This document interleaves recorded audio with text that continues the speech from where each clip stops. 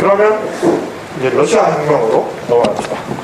러시아 혁명 조금 하다가 잠시 쉴게요. 아직 시간이 얼마 안 돼서. 이제 제 책에서는 6강, 7강이 러시아 혁명과 레닌인데요. 역사적 얘기를 조금 길게 했어요. 책을 나중에 보시면은 뒤에 참고 더 읽을 거리를 제가 달아놨다 그랬잖아요. 더 읽을 거리에서 러시아 역사에 대한 책들이 좀 소개가 돼 있었던 것 같은데 그거를 한번 보세요 나중에. 특히 20세기 러시아 현대사 존 톰슨이라는 사람이 쓴 20세기 러시아 현대사라는 책 되게 좋아요. 그렇게 어렵지 않게 읽을 수도 있고 원할만은 좀 두껍긴 한데 재밌게 좀 읽어볼 수 있는 책이에요. 뭐 제 책에서 그 내용에 입각해서 러시아 사회에 대한 얘기는 필요할 때 조금씩 하고 지금 시간이 많지가 않으니까 이 얘기부터 이 얘기를 제가 마지막에 제국주의 얘기하면서 역사 발전 단계 얘기를 왜 했냐면은 이런 거예요. 러시아 19세기 말 러시아가 처해 있던 상황하고 이제 연관이 된 거죠. 러시아는 그 당시 선진 유럽 자본주의 국가들에 비하면 상당히 좀 낙후돼 있던 나라예요. 산업적으로 낙후돼 있어서 그 짜르 체제에서 러시아를 서구화하고 근대화시키려는 노력을 상당히 많이 하지만 잘 이루어지지 않죠. 그 대표적인 게 있죠. 누구죠? 표토르 데제라는 사람이 수도를 지금의 이제 어디에요? 상트페트로부르크라고 부르는 그 지역으로 옮기면서 수도를 새로 원래는 이제 모스크바 반대인가? 모스크바에 있다가 옮겨온 거죠. 제가 갑자기 헷갈리는데 둘 중에 하나야.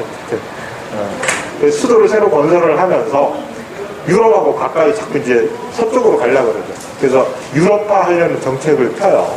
근데 이제 그게 잘 안 되다가 1861년에 아주 중요한 사건이 일어나는데 근대화 하려면 어떻게 산업이 발전하려면 자본주의 핵심이 뭐예요? 산업 노동자가 있어야 되잖아요. 근데 그 이전까지 러시아는 어떤 체제에 있죠? 농노가 경제적 토대가 되는 공권적 사회에 있었잖아요. 공권 귀족들이 토지를 거의 다 독점하고 있고 그 공권 체제 속에서는 농노들이 실제로 생산을 담당을 하죠.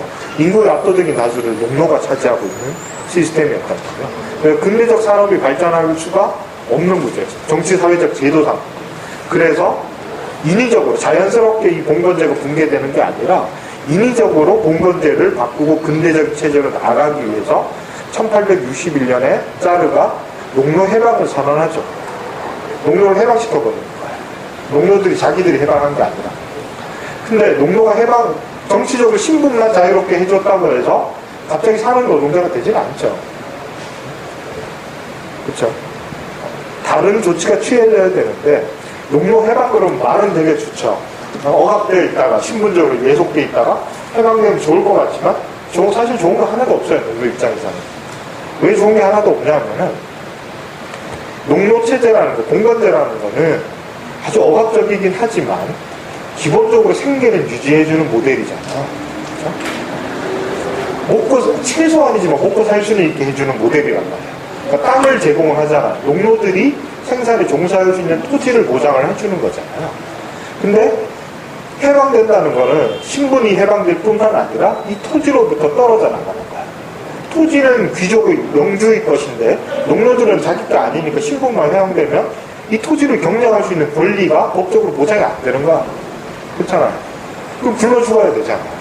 그래서 신분만 해방시켜주는 게 아니라 반드시 뭐를 해야 되죠? 토지개혁을 같이 해야 되는 거죠. 그래서 토지개혁을 역시 같이 해요. 그러니까 농노들을 해방시켜서 자영농으로 만들어줘야 되잖아요. 자기 땅을 가지고 농사 짓는 자영농으로 만들어줘야 되는데 그럼 농민들한테 토지를 분배를 해줘야 돼. 지주들이 독점하고 있던 토지를 분배를 해줘야 되는데 이게 농노들이 힘을 내가지고 자기들이 혁명을 통해서 해방이 된 거라면은 지주들한테 빼앗아 왔겠죠.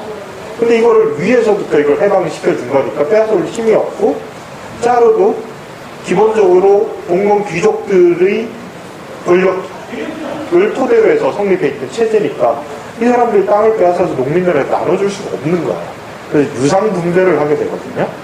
또 땅에 요즘 말로 감정평가를 해요. 땅값을 매겨가지고 해방된 농노들한테 땅을 나눠주는 게 아니고 파는 거죠. 당장은 돈이 없으니까 49년 상한이었나? 그렇죠? 49년 장기 상한을 하고 파는데 지주들이 싼 가격 안 주려고 그랬죠. 토지 가격을 엄청나게 매겨요. 그리고 그거를 해방된 농노를 억지로 할당하는 거죠. 너 얼마, 49년 얼마 갚아 이렇게 다 할당을 해버려요. 근데 실제로 그걸 도저히 갚을 수 없는 정도의 토지 가격을 매겨요. 그렇게 되니까 신분적으로 해방됐는데 해방되면서 곧바로 빚쟁이가 됩니다. 그때부터 엄청난 채무에 시달리게 돼요. 그 돈은 대부분 또 누가 빌려주죠? 지주들이 고리대로 빌려주는 거예요. 그러니까 실제로 농민들의 상황은, 경제적, 사회적 상황은 훨씬 열악해져 버리는 거예요. 그 기하자고 속출하고 엄청난 사회적 혼란이 막 일어나기 시작하죠. 그러면서 농민들을 중심으로 한 자생적 저항이 산발적으로 일어나기 시작하고 러시아 체제가 막 흔들리기 시작을 하는 거예요. 그렇게 되니까 당연히 이런 체제는 더 이상 유지돼서는 안 되고 더 나은 사회를 막아야 되겠다는 생각을 자연스럽게 하게 되는데, 그 중에서 가장 강력한 세력을 형성했던 사회사상이 하나가 등장을 하게 돼요.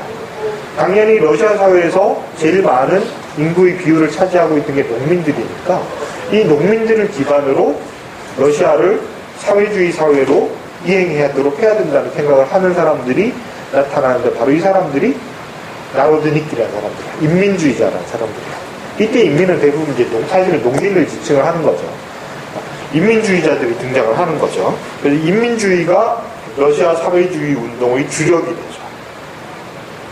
역사적으로도 말뿐만 아니라 세력도 상당히 강력하죠. 근데 그렇다고 해서 세력이 강력했다고 해서 처음부터 농민들이 지지를 많이 받을 수 있었냐? 별로 그렇지 않죠. 농민들이 워낙 낙후된 정치적 상황 속에 살고 있었기 때문에 자기들을 해방시켜주는 사상에 대해서 상당히 적대적이에요. 그래서 지금도 그렇지만 러시아는 상당히 종교적인 나라잖아요. 러시아 종교의 영향력이 지금도 엄청나게 강하잖아요. 특히 러시아 농민들의 경우에 거의 종교에 지배된 삶을 살고 있었는데, 이 러시아 종교에는 제도적으로 이미 이제 짜르 체제와 결합되어 있는 체제예요. 종교 체제 자체가. 그래서 짜르 체제를 정당화하는 이데올로기의 역할을 정교회가 하고 있었기 때문에 짜르에 대한 저항이라는 거는 농민들이 생각할 수가 없었던 거예요. 그래서 주로 상층 출신의 나로드니키 혁명가들이 농민들을 막 조직하려고 농촌으로 들어가잖아. 그게 뭐예요? 민중 속으로 어깨 뭐예요? 그나로드 운동이라는 게 그거예요. 그렇죠? 일제 시몬의 상록수도 그 영감을 받아서 쓴 거잖아요. 근데 농민들이 방금 우리를 해방시켜주기 위해서 왔다 그러고 금세 개몽되고 교화되고 반기고 막 그랬을 것 같나요? 안 그러죠. 경찰에 신고하죠. 헌병대에 신고해서 다 잡아가고 그래요, 진짜. 그래서 좌절하죠. 우리가 구해주러 갈게 해서 갔는데 경찰에 신고해버려요. 그래서 상당히 많은 수가 진짜 체포돼서 거의 운동이 붕괴돼요. 붕괴되면서 인민주의자들이 이제 다른 경로로 막 이탈하기 시작하는데, 그 중에 상당히 많은 수가 어디로 운동의 방향을 바꾸냐면 바로 테러리즘으로 전환하게 돼요. 그래서 19세기 말에 통계도 나와 있던데, 뭐 몇 년에서 몇 년까지인데, 러시아 고위 관료들이 거의 수천 명이 암살을 당해요. 엄청나게 많은 수가 암살을 당해요. 지금 생각하면은 역사학자들이 재밌는 얘기를 하는데, 그 당시 무기의 성능을 보면 이거 놀라운 숫자라는 거죠.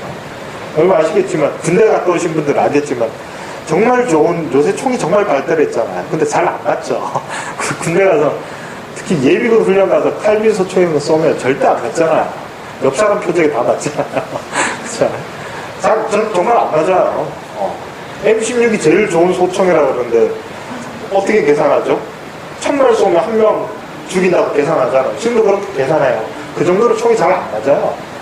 근데 옛날에 그거를 100년 전이니까 무기가 얼마나 형편없겠어요. 그래서 그거를 심지어 집에서 수제로 만들기도 한단 말이야. 그런 총으로 쏘는데 암살이 성공이 돼.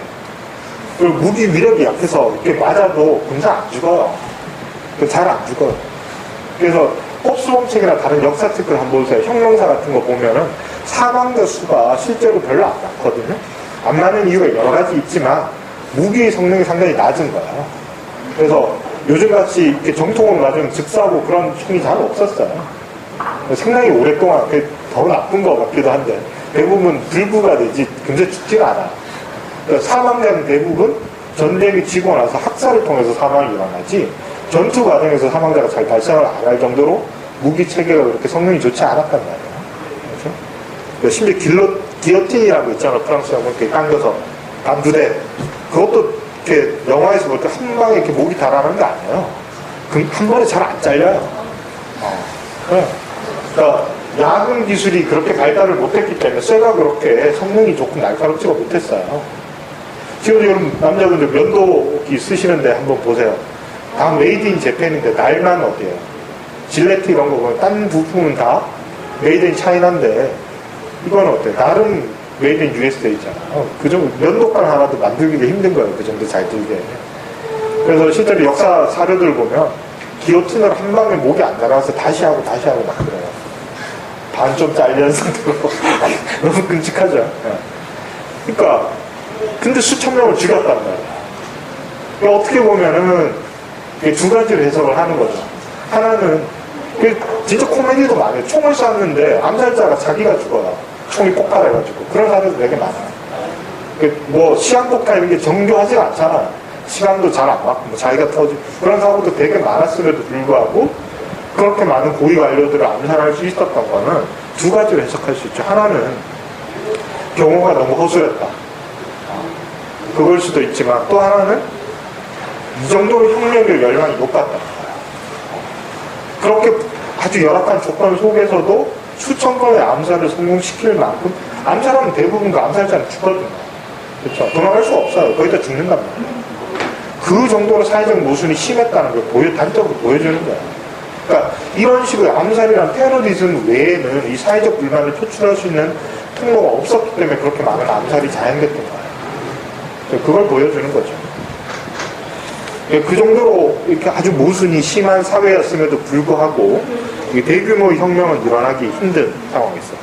근데 이제 인민주의자들이 되면서 점점 혁명적 분위기가 고조가 되는데 그 다음에 이제 나타나게 되는 게 자유주의자들. 그러니까 서구적인 부르주아 민주주의를 확산시켜야 되는 자유주의자들. 이건 주로 이제 상층이나 아니면 데카브리스트의 난 이런 거 이제 아시겠지만 그 고위 관료들, 주로 청년 고급 관료들, 주로 서구에서 유학에서 교육받은 사람들을 중심으로 체제 내에서 개혁을 하자는 움직임이라고 할 수 있죠. 자유주의적 지향이 있는데 이 사람들 세력이 상당히 약해요. 왜냐하면 이 자유주의적 지향이라는 건 당연히 사회적 세력으로 보자면 신흥 부르주아 계급을 토대로 한 이데올로기인데 러시아의 경제적 상황이 부르주아 계급의 수군화 세력이 그렇게 강하지 못했거든요. 그러니까 자유주의 정치 세력도 상당히 약할 수밖에 없었고 그 다음에 또 하나로 등장한 게 바로 막스주의죠. 막스주의는 상당히 일찍 러시아에 수입이 돼요. 그래서 자본론이 최초로 외국으로 번역된 게 러시아어예요. 근데 이게 상당히 이상하죠. 그 당시 러시아 상황을 아니면. 그러니까 검열, 여러분 요새 검열 어떻게 생각해요? 검열 있나요? 공개적으로는 못하지만은 뭐 있기야 있겠죠. 근데 1차 대전 무력이나 2차 대전 전까지만 해도 유럽은 검열이 어느 정도 일반화돼 있어요. 모든 개인 서신을 다 읽어요. 제국에서. 다 읽었어요. 우편량이 그렇게 많지 않았기 때문에 됐겠지만 우체국을 가면 헌병이나 경찰이 앉아있어요. 그 담당자가 앉아서 도장을 찍는 건 다 읽어요. 편지 뜯어서 다 읽어. 일일이. 다 읽었어요. 그 정도로 검열이 심했거든요. 그러니까 출판물은 더 했겠죠. 근데 자본론이 번역 출간이 된 거야. 그럼 왜 그랬겠어요? 검열관이 읽었는데 너무 어려운 거야. 그러니까 자기도 무슨 말인지도 모를 뿐더러 이거를 그 당시 러시아에서 나루드니키 가서 그런 사람 신고하는 농민들이 그걸 읽고 혁명을 하게 될 일은 만무하잖아.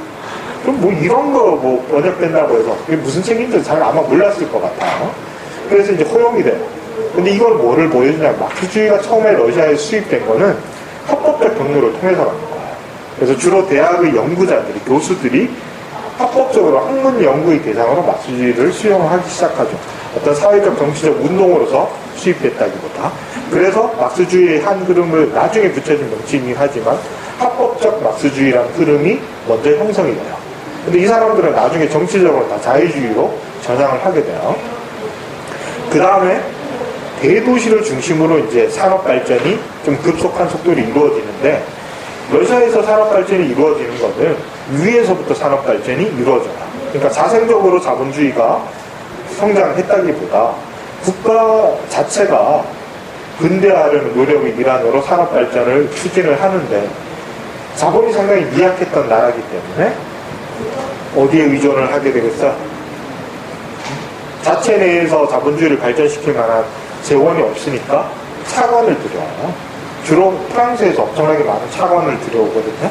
차관을 들여와서 주로 상트페테르부르크를 중심으로 대공장들을 건설을 하는데 산업 중심지가 그래서 대도시 아주 몇 군데 밀집돼 있었어요. 몇 군데에만 공장이 있어요. 러시아 전역이 엄청나게 넓잖아요.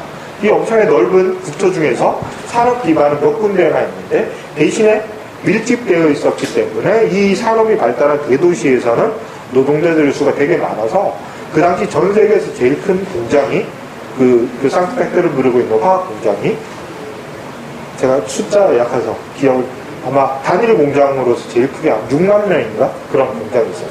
19세기 말에 엄청나게 큰 공장이 있었어요. 그렇게 되니까 아주 제한된 공간 안에 노동자들이 급속하게 성장을 하게 되니까 그 안에서 노동자 의식이 생겨나겠죠. 그러면서 이 사람들을 중심으로 자생적인 막스주의 운동이 조금씩 퍼져나가기 시작하는데 대신에 통제가 아주 엄격한 사회였기 때문에 거의 일거수일투족을 비밀경찰에 의해서 다 관찰되고 있었어요. 그래서 레닌 전기 같은 거 여러 번 읽어보시면 재밌는 얘기들이 많이 나오는데 그중에 이제 레닌이 여기를 중심으로 이제 처음에 노동운동을 시작을 하잖아요. 그래서 자기들끼리 비밀 조직을 만들어서 뭐 한다고 하는데 나중에 혁명이 일어나면서 비밀 경찰 문서를 이제 열어봤을 거 아니에요. 거기에 레닌이 일과가 언제 나가서 누구 만나고 밥은 뭐 먹고 무슨 얘기하고 다 적혀 있는 거예요. 비밀이라는 게 없는 거예요, 기본적으로. 비밀 행동이라는 게 불가능한 거예요.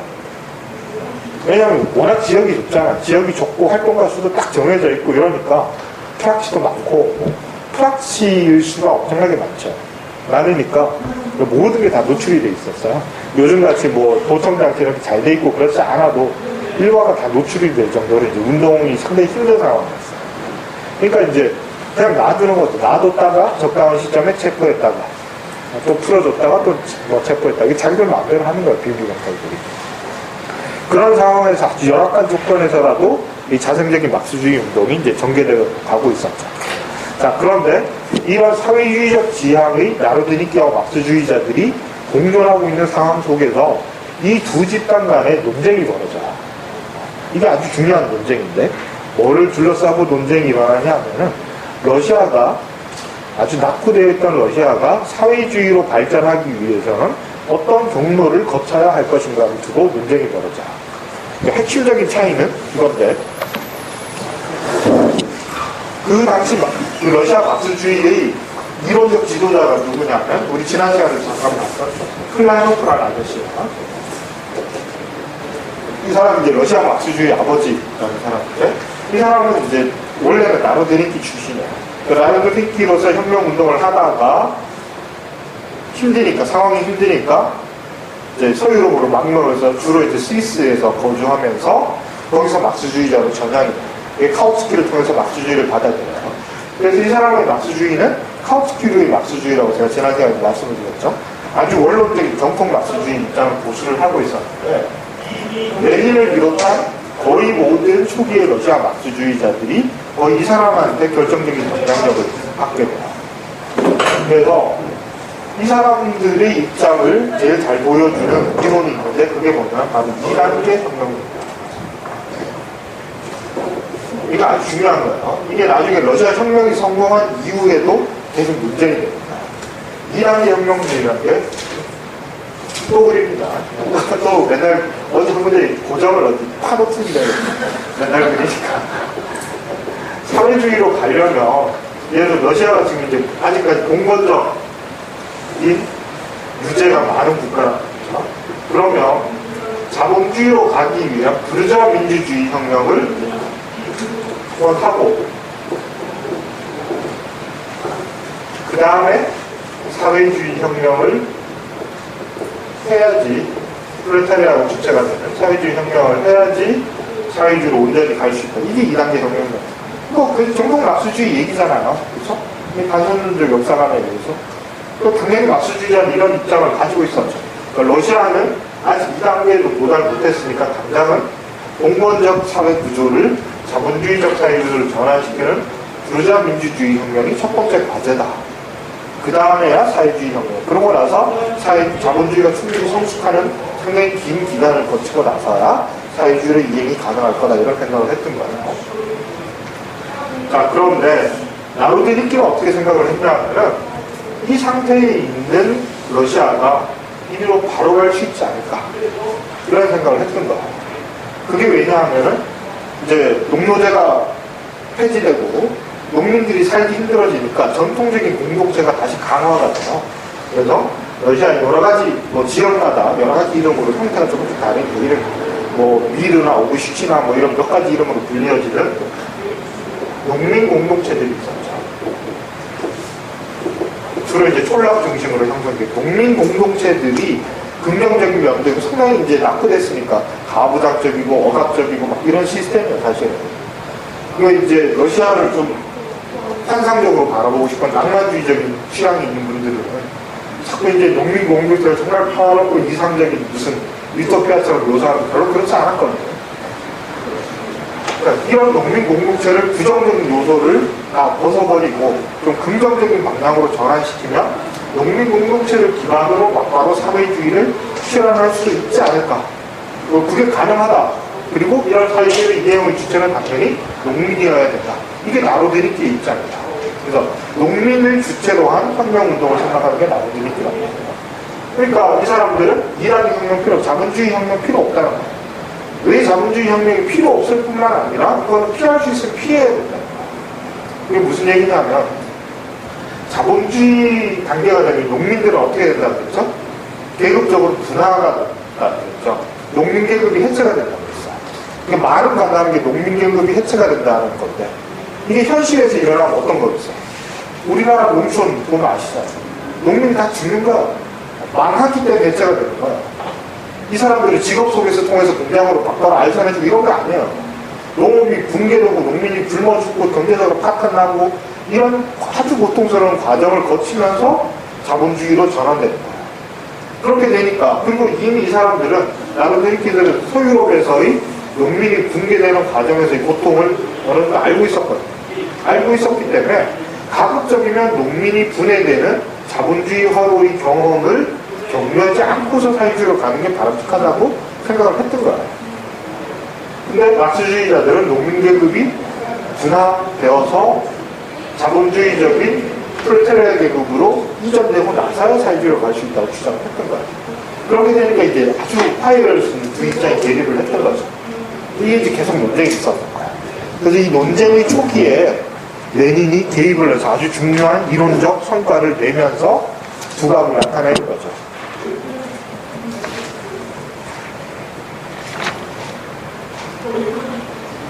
자, 어떤 이론적인 주장을 하냐. 그 전에 잠깐 하나를 빠뜨렸네요.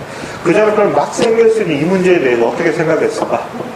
요거를 조금 얘기를 해야 될 것 같아요. 물론 막스 엥겔스는 이게 이제 러시아 혁명 이런 거는 자기들 당대에는 꿈도 못 꿨으니까 심각하게 생각은 안 하는데 몇 번 얘기를 해요. 문헌이 몇 개가 남아 있는데 이제 네 군데인가 세 군데가 제가 정확하게 기억을 못하는데요. 어디 자료에 있어요. 자료에 있는데 첫 번째는 러시아의 이제 그 사회민주주의가 편지를 보내죠. 막스한테. 만약에 러시아가 농민 공택제를 기반으로 사회주의로 나가는 혁명을 한다면 그게 가능할까라고 보냐? 가능하다고 봐요. 세 번인가 네 번 그런 질문을 받는데 가능하다고 봐요. 여러 번에 걸쳐서. 특히 이제 그 공산당 선언이 1882년에 러시아어판이 번역이 출판이 되는데 그 앞에 서문을 달아요. 막스 엥겔스가. 그 서문에서 그 문제를 다시 한번 언급을 해요. 그래서 그 구절을 제가 책에 인용을 해놨는데 그 부분을 읽어드릴게요. 뭐라고 얘기하냐면 러시아의 오브시치나가 촌락 공동체예요. 오브시치나는 비록 태고의 토지 공동 보유의 심하게 붕괴된 형태이긴 하지만 공산주의적 공동 보유라는 더 높은 형태로 직접 이행할 수 있는가? 아니면 반대로 서양의 역사 발전을 이루고 있는 동일한 해체 과정을 먼저 겪어야만 하는가? 이렇게 물어본 거죠. 막스는 가능하다라고 보는 전제 조건이 하나 있어요. 러시아에서 혁명이, 이런 사회주의를 제한하는 혁명이 일어나더라도 선진 자본주의 국가, 그러니까 자본주의가 충분히 발전한 선진 자본주의 국가에서 혁명이 일어나서 러시아에서 이 농민혁명을 지원해 줘야지만 사회주의 혁명이 가능하긴 하겠지만 불가능한 건 아니다, 이렇게 얘기해요. 이게 막스 엥겔스의 공식적인 입장이에요. 자, 그런데 이후에 카우츠키나 플레하노프는 이 입장에서 오히려 후퇴하는 거죠. 오히려 후퇴하고 2단계 혁명을 아주 원칙적으로 고수를 하게 되고, 막스 엥겔스 이 얘기는 사실 잘 안 알려져요. 나중에 알려지지. 이게 이제 이런 대립이 있었는데, 레닌이 이제 여기에 개입한 게 뭐냐 하면은 바로 러시아에서의 자본주의 발전에 대한 책이에요. 그 당시에 이제 논쟁이 주로 시장 문제를 둘러싼 논쟁이 전개가 되고 있었거든요. 왜 시장이 왜 중요한 문제가 됐냐면은, 자본주의가 발전을 하려면 자본주의적 산업과 공장만 있다고 자본주의가 발전하는 게 아니잖아요. 공장에서 물건을 만들어내면 이게 소비가 돼야지 자본주의가 운영이 될 거 아니에요. 그렇죠? 그러니까 생산에 대해서 충분한 시장이 존재해야지만 자본주의가 발전을 하는 거야. 그래서 이 당시 이제 나로드니키하고 막스주의자들 사이의 논쟁의 초점이 러시아의 근대적 산업을 유지할 만한 충분한 시장이 존재하는가를 둘러싸고 논쟁이 있었어요. 여기에 대해서 그 당시에 망명지에 있던 레닌이 통계 자료를 모아가지고 주장을 하는 거죠. 러시아에는 아직까지 봉건적 요소가 상당히 많이 남아있음에도 불구하고 근대적 산업을 발전시키기에 충분한 시장이 존재한다. 이거를 이제 주장하는 텍스트를 쓰죠. 그래서 이 당시에 레닌이 2단계 혁명론을 아주 철저하게 받아들이고 있었다는 걸 알 수 있어요.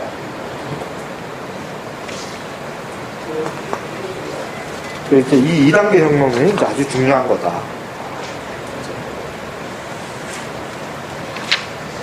이런 식으로 이제 전개가 쭉 되다가 막스주의자들이 어쨌든 점점점 세력을 키워나가요. 근데 세력을 키워나가다가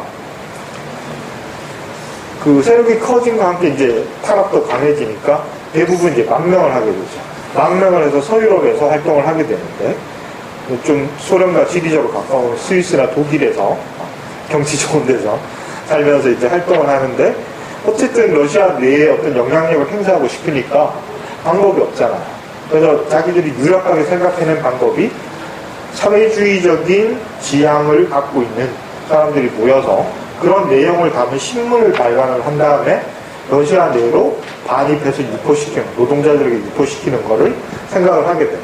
그리고 그 반입이라는 게 요즘처럼 뭐 우편물이 합법적으로 가는 게 아니니까 그 밀반입 자체가 상당히 위험한 혁명 활동이 되는 거예요. 그래서 이런 신문을 만들고 러시아로 반입하고 유포시키고, 나눠준다고 끝나는 게 아니야. 왜 끝나는 게 아니겠어요? 많은 노동자가 문명이거든. 누군가가 읽어주고 해설해줘야 돼요. 그러니까 그 활동 자체가 노동자들을 조직하는 형태잖아요. 그렇죠? 그리고 신문을 배포하는 비밀 조직망이 있어야 될까. 그거 자체가 운동 조직을 만들어내는 활동인 거야. 이런 방식으로 활동을 하기 시작을 해요. 그래서 망명지에서 플레하노프를 우두머리로 해서 몇 명이 모여서 신문을 하나 만들어내는데, 그게 바로 이스크라. 많이 들어보셨을 거예요. 이스크라는 이름 못 들어보셨어요? 요새 어디 뭐 저 밴드도 있던데, 운동 밴드도 있죠. 이스크라, 불꽃, 러시아 말로 불꽃이라는 이름이에요. 불꽃이 있으면 이제 불이 확산이 되겠죠. 그걸 만들어내죠. 그러면서 이 그룹을 중심으로 러시아 사회민주당이 창립이 돼요. 그래서 창립 대회를 하는데, 이때는 그냥 말 그대로 동호회 수준, 이거보다 훨씬 적은 인원이 모였어요. 11명인가가 모여서 그냥 동호회 차원에서 창립을 하다가 몇 년 뒤에 운동이 좀 성장하면서 좀 그래도 정당에 가까운 형태로 열리는 게 1903년에 러시아 사회민주당 2차 당대회가 열려요. 근데 이때 이제 논쟁이, 아주 중요한 논쟁이 일어나는데, 당원 자격을 규정을 해야 될까? 뭐 당원도 만들고 당규도 만들고 이런 걸 했겠죠. 그럼 제일 앞머리에 러시아 사회민주당의 당원 자격은 어떻게 한다, 이런 거를 규정을 해야 될 거 아니에요. 두 가지 안이 대립을 하는데, 하나의 안은 레닌이 낸 안이고, 하나의 안은 레닌의 친구이자 요 뒤에 1907년에 우리가 지난 시간에 봤던 슈투트가르트 결의안을 같이 작성했던 마르토프가 낸 안이 있어요. 이 안 두 개가 얼핏 들고 보면 거의 똑같아요. 제가 읽어드릴게요. 레닌의 안은 뭐냐면, 당의 강령을 받아들이고 당 조직의 통제와 지도 아래 당의 과제를 실현하기 위해 적극적으로 활동하는 사람. 이게 마르토프 아니네요. 레닌의 안은 당의 강령을 받아들이고 물질적 측면에서 당을 후원하고 당 조직 가운데 하나에 뭐가 되냐면 직접 참여하는 사람. 직접이란 말이다. 그러니까 후원자, 좀 느슨하게 후원자까지, 동조하는 후원자까지 당원으로 자격을 주느냐, 직접 혁명활동에 참여하는 사람만 가입을 시키느냐, 이걸 갖고 이제 논쟁이 벌어져요. 근데 지금 생각하면 별거 아닌 것 같죠.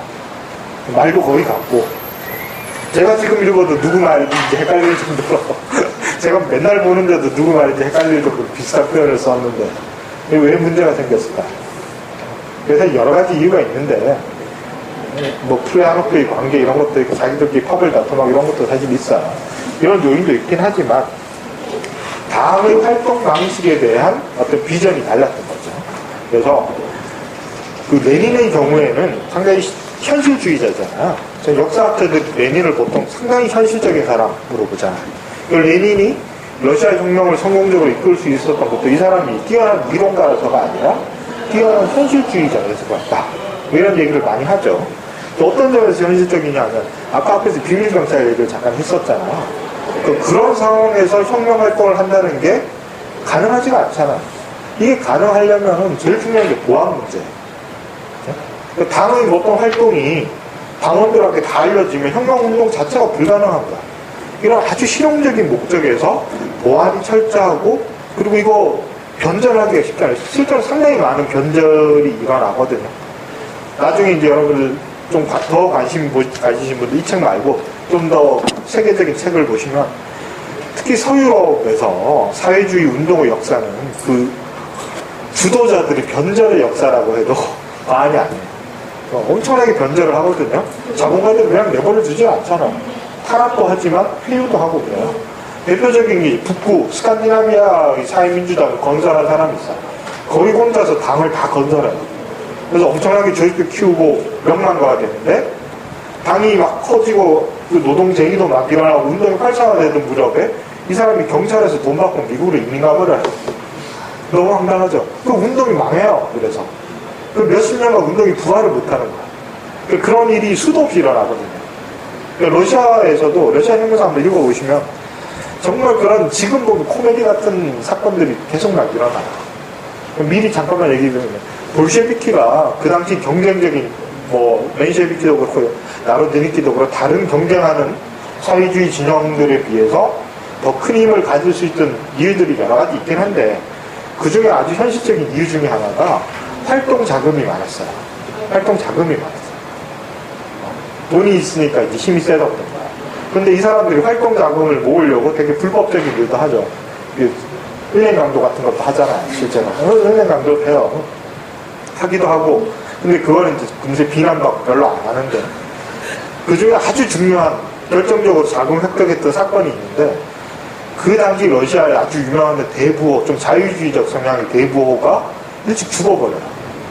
우리나라로 치면 이건희가 일찍, 이건희 아들 누구야? 걔가 이재용이 일찍 죽어버린 거야. 근데 상속자로 결혼 안 한 여동생이 2명 있었어요.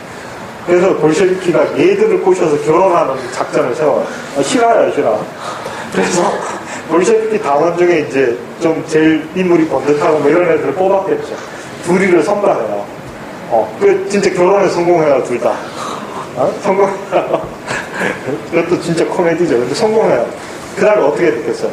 이 사람들이 그 유산을 빼돌려 성경에 섞였어요? 안 섞였어요? 한 명은 잠적해요. 그 돈 가지고. 한 명은 잠적하고, 한 명은 그나마 조금 내놔.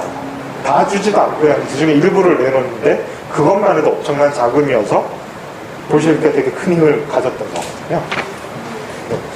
그러니까, 이 정도로 이렇게 운동이랑 지금 보면 좀 웃기는 에피소드 같지만, 현실적으로 오늘날 여러분 생각하는 사회활동이나 정당활동이 이런 거하고 성격이 너무나 다른 거예요. 그냥 죽는 거예요. 교수형을 정말 많이 시켰거든요. 정말 억압적인 상황이기 때문에 겁이 나서도 변절하고 회유당하기도 하고, 특히 혁명가들이 대부분 상층계급 출신들이잖아요. 자기 특권을 희생하기가 쉽지 않잖아. 젊었을 때 말은 그럴듯하게 하다가 막상 해보니까 힘들잖아. 그러니까 다 이탈하는 거야. 지금도 그렇지만 우리나라 386도 그랬듯이. 그렇죠. 지금도 말만 하지. 그렇잖아요. 별사항쟁. 아무도 안 죽죠. 절대 안 죽죠. 근데 이 당시에는 진짜 죽었단 말이에요. 진짜 죽었단 말이에요. 상당히 많은 사람이 죽고 유형을 가거나 시베리아 유형 가면은 감시를 거의 안 해요. 그러니까 자꾸 탈출을 하죠. 탈출하는 거 보면 되게 뭐 느슨하게 살았던 것 같은데 유형 가면 거의 죽어요. 생활 여건이 너무 열악해져. 그 정도로 위험한 상황이었다. 그 상황 속에서 레닌이 이런 군대적 규율에 의한 전문적인 혁명가 집단을 상상 안 했다는 게 더 이상하겠죠. 그러니까 레닌 혼자 그런 생각을 했던 게 아니에요. 그러니까 그걸 전위당 모델이라고 부르잖아요. 이 전위당 모델이라는 거는 사실은 그 당시 대부분의 혁명가들이 갖고 있었던 모델이에요. 그러니까 마르토프도 특별히 다른 모델을 갖고 있었던 게 아니에요. 지식인이 지도하는 그거를 갖고 있었는데 오히려 마르토프와 레닌이 전망은 이 문제가 아니라 당의 조직이나 당의 운영 형태의 문제가 아니라 다른 비전에 대한 문제로 갈라지는 거예요. 그것이 더 큰 논쟁점이지 이 당을 군대적 규율로 엄격한 이 독재적인 당 규율을 주장했기 때문에 좀 더 민주적인 주장을 했던 마르토프가 반대하고 이런 게 절대로 아니에요. 그게 아니라는 것도 뭐로 보이냐면 그 당시 이제 그 이스크라 편집위원회가 있을 거 아니에요? 그 다음에 투표를 할 거 아니에요? 중요한 의사결정을 할 때. 플레하노프는 2표예요. 플레하노프 딴 사람도 1표인데 플레하노프는 2표예요, 2표. 1인 2표야. 민주적이지 않잖아요. 그쵸? 그 당시 상당히 권위적인 체제로 모든 조직이 다 운영이 돼 있었어요. 근데 왜 자꾸 전위당 모델이라는 거를 부정적으로 부각시키고 이걸 레닌의 사상의 핵심적인 요소로 보느냐. 두 가지 이유가 있는데 하나는 좀 역사적으로 타당한 근거가 있어요. 뭐냐면 이 레닌의 전위당 이론이 이런 열악한 상황에서 혁명운동의 실용적인 차원에서 얘기가 됐던 건데 이게 혁명이 성공한 이후에도 이 모델이 돼서 말 그대로 모델이 돼서 소련 공산당이 운영이 된 거죠. 그렇죠? 소련 공산당의 혁명 이후의 정계 과정에도 상당한 영향력을 행사한 모델이 되어버렸기 때문에 문제가 된 거예요. 레닌이 이 당시 아주 독재적인 생각을 하고 이상한 생각을 했던 사람이 아니라 평균적인 생각을 했던 사람이에요. 누구나 평균적인 생각을 했던 사람이에요. 그 다음에 지난 시간에 카우츠키 얘기할 때도 말했지만 지식인이 노동자 계급에게 계급의식을 주입해야 된다는 거는 그 당시 막스주의 진영에서의 상식적인 얘기, 당연한 얘기였단 말이에요. 그냥 그 얘기 한 거예요. 근데 러시아 상황은 좀 더 억압적이니까 훨씬 그 충성도가 높고 규율도 강한 조직이 실천적으로 필요하다. 그냥 그런 얘기 했을 뿐이에요. 그게 그래서 아주 실용적인 상식적인 얘기였는데 이게 나중에 일반화되니까 문제가 됐다는 거 또 하나 하고 또 하나는 이걸 자꾸 부각시키는 사람들이 레닌을 로자 룩셈부르크하고 자꾸 대립점에 놓고 보잖아요. 근데 이런 방식이 되게 잘못된 설명 방식이에요. 이건 되게 좀 문제가 있는 설명 방식이에요. 우리 지난 시간 말미에 제가 사회민주주의라는 용어 설명하면서 영역 나눴잖아요. 기억나세요? 사회민주주의자, 지금 서유럽의 사민주의 정당들이 왜 사민주의라는 명칭을 지금 쓰고 공산주의라는 명칭을 딴 사람들이 쓰게 되는지 그걸 얘기를 했잖아요. 그렇죠? 그거하고 연결해서 생각해보면 우리 마트에서 말하는 수정주의와 제국주의에 찬성했던 사람들이 사민주의자들이 됐는데 이 사람과 대립했던 혁명적 사회민주주의 나중에 공산주의가 되죠. 공산주의자들 이렇게 대립하는 구도를 설명을 했어요. 근데 이 편에 누가 있었어요? 레닌, 지금 얘기했던 멘셰비키 지도자 마르토프, 또 로자 룩셈부르크. 이 사람들이 여기 있던 한편에 있던 사람이야. 근데 이 두 입장의 대립 관계를 잘 얘기를 안 해요. 그렇죠? 여러분 못 들어보셨죠? 잘 얘기 안 하고 자꾸 레닌하고 이 사람들하고 관계만 자꾸 얘기하는 거예요. 레닌하고 마르토프하고 되게 원수인 것처럼. 근데 1903년에 그 당원 자격을 놓고 볼셰비키 멘셰비키 시절을 나눠져요. 당파가 형성이 돼요. 근데 그게 정말 적대적인 관계라면 1907년에 이 세 사람이 결의안을 같이 작성했겠어요? 그럴 리가 없잖아요. 그리고 이 사람들이 같이 1907년에 공동 결의안을 작성을 한 게 얘네들하고의 입장 차이를 해서 이 두 진영을 분열시킨 나누는 계기가 됐다는 거잖아요. 그렇죠? 이 사람들은 의식적으로 같은 편에 있던 사람들입니다. 물론 입장 차이가 있죠. 근데 이거를 지나치게 과장해서 얘기하고 이 차이를 자꾸 얘기 안 하는 이유가 뭐냐? 이런 식의 레닌과 반대편에 마르코프나 로자 룩셈부르가 있다는 계보는 서유럽 막스주의자들이 만드는 계보예요. 그러니까 틀린 계보는 아니지만 대립이 있었던 게 틀린 건 아니지만 이거를 부각시키는 그 균형 감각이 없는 거죠. 왜냐하면 자기들 관점에서 자꾸 보니까 자기들 관점에서 보는 거야. 그래서 자기들이 그러니까 20세기 중반 이후에 서유럽의 공산주의자들이 자기들이 스탈린주의하고 다르다는 걸 부각시켜야 되니까 자기들이 이론적 원천으로서의 로자 룩셈부르크를 레닌과 자꾸 대립되는 사람하고 자꾸 이렇게 그렸던 거죠. 근데 그게 우리나라에 수입이 되면서 맥락 없이 수입이 되면서 레닌하고 로자 룩셈부르크 또는 볼셰비크와 멘셰비키가 초기부터 아주 적대적인 입장이 있던 사람이라는 오해가 널리 퍼진 거예요. 그거는 역사적으로 아주 맞지 않는 설명이야. 과장된 설명이에요.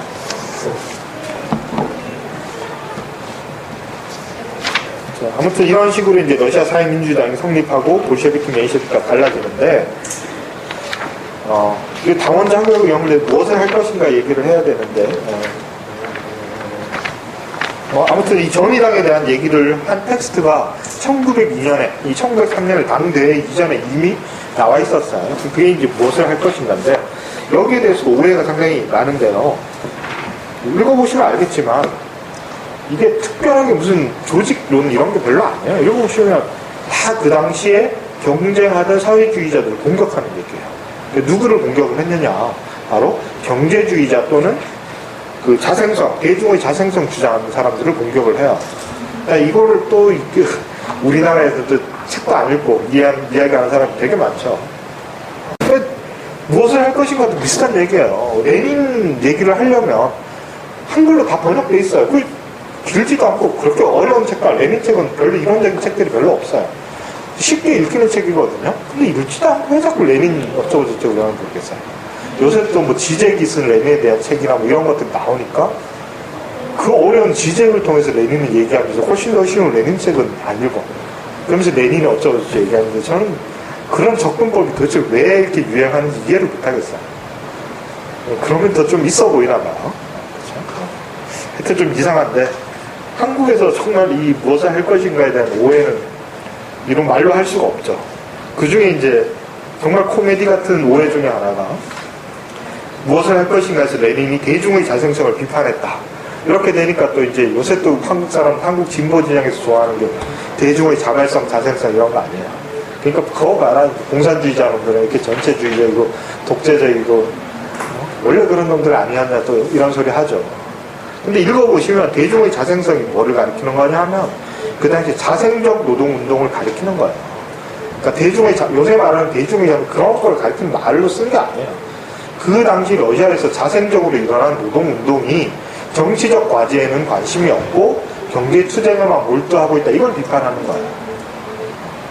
근데 그거를 레닌의 정의당 이론은 아주 엄격한 규율을 강조하고 뭐 독재적인 시스템이어서 결국 그래서 전체주의랑 연결돼서 스탈린주의를 낳은 거고 이런 괴물을 막 만들어내죠. 그래서 결국 대중의 자생성을 억눌렀다. 서유럽 막스주의자들이 했던 얘기를 이상하게 외국의 상부에 수입해서 읽지도 않고 막 그런 얘기를 하죠. 그래서 이 사람이 얘기하는 대중의 자생성에 대한 지도자의 의식성. 그러니까 지도자라는 거는 직업적 혁명가죠. 유명한 얘기죠. 직업적 혁명가가 대중에게 계급의식을 심어주어야지 혁명이 가능하다. 이런 얘기를 하는 거죠. 읽어보시면 알겠지만 이건 무슨 이론으로 일반화하려는 생각도 없었어요. 그냥 정말로 상식적인 그 당시에서 당장 주어진 조건에서 지금 당장 어떻게 운동해야 되나 이런 얘기를 하는 거거든요. 근데 그 맥락을 빼고 단어만 자기 보고 싶은 대로 읽으니까 이상한 오해가 자꾸 발생을 하는 거죠.